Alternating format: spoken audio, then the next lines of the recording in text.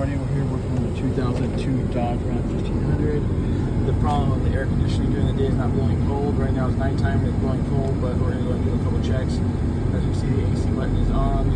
It's on full blast. It's on cold setting. On max AC.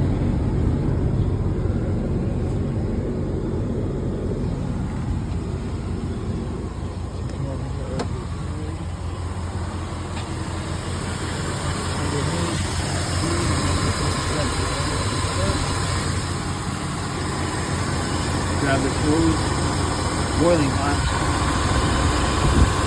suction hose, ice cold, it's starting to sweat a little bit. But let's go over here and take a look.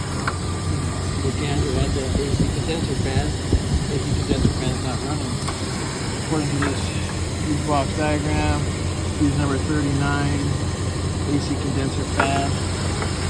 This is a 25 amp fuse drive. So voltage check. Little black terminal here on ground. Down on the battery. Over to the fuse.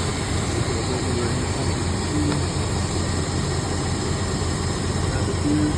That's 12 volts. So battery voltage 13 charging. Take the other side of the fuse. Same thing. So we know the fuse is good. So now what we're going to do is we're going to unplug the AC condenser fan. There's our connector. With the probe still on the ground. We're going to take our red probe and we're going to check the voltage. And we have the same thing, charge voltage on the first terminal. And we're going to go ahead and move the red terminal, the red probe, to the battery post over here, the red battery post. Take the left one off. Red one here, and now we're going to check the terminal, and we can also see voltage if we have good ground.